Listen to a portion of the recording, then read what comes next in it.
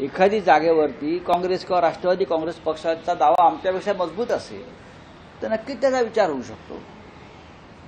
एखाद्या जागेवर आमचा दावा मजबूत असेल तर त्याच्यावर चर्चा होऊ शकते। आता काल जो आपला प्रश्न आहे की काल वंचित बहुजन आघाडीशी आमची चर्चा सुरू आहे।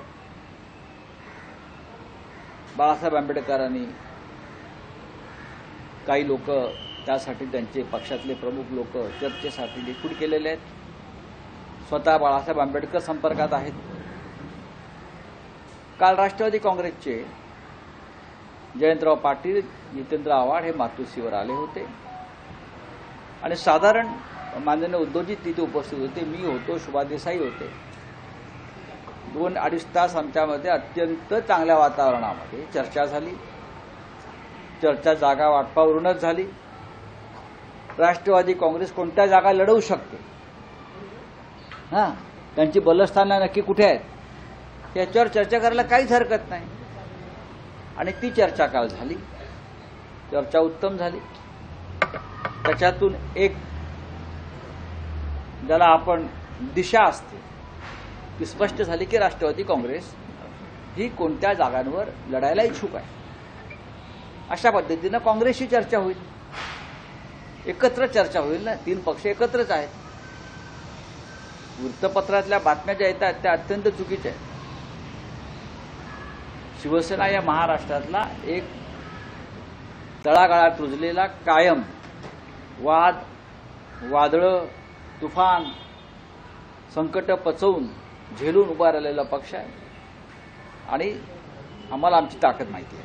सर, सीट शेअरिंग को लेके कल होने दोन का महाराष्ट्रातले काही नेते काल काँग्रेस हायकमांडला भेटायला गेले होते, काँग्रेसचे नेते, आणि त्यांनी असं सांगितलेलं आहे की वंचित बहुजन आघाडी ही अजूनही तयार नाहीये महाविकास आघाडीमध्ये यायला। बघा, असं आहे की जोपर्यंत आमची चर्चा काँग्रेस संदर्भात ही दिल्लीतल्या प्रमुख नेत्यांशी सुरू आहे। वंचित बहुजन आघाडी म्हणजे बाळासाहेब आंबेडकर यांचा जो पक्ष आघाडी आहे त्या संदर्भात शिवसेनेची युती झालेली आहे।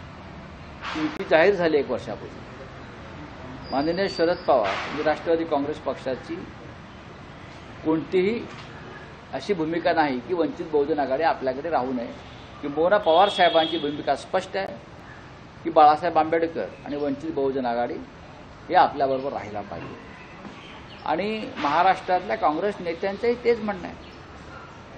तिघांमध्ये बाळासाहेब आंबेडकरांविषयी कोणताही मतभेद नाही। या संदर्भात एक होतं की काल काँग्रेस नेत्यांनी जे महाराष्ट्रातील नेते नाना पटेल असतील किंवा वंचितवार असतील एक फॉर्म्युला ठेवला आहे कमलमध्ये, त्यामध्ये काँग्रेसला 22 जागा, शिवसेना नाही बघा, असे कोणते फॉर्म्युलांवरती कधी चर्चा होत नाही।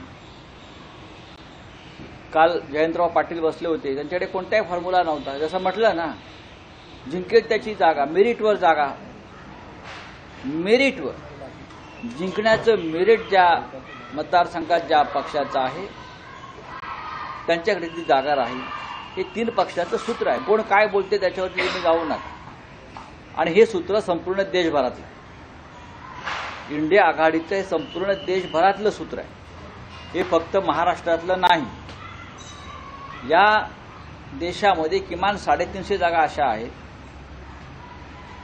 त्या जागेवरती हे सूत्र लागू होतं। सर, सीट शेअरिंग को लेके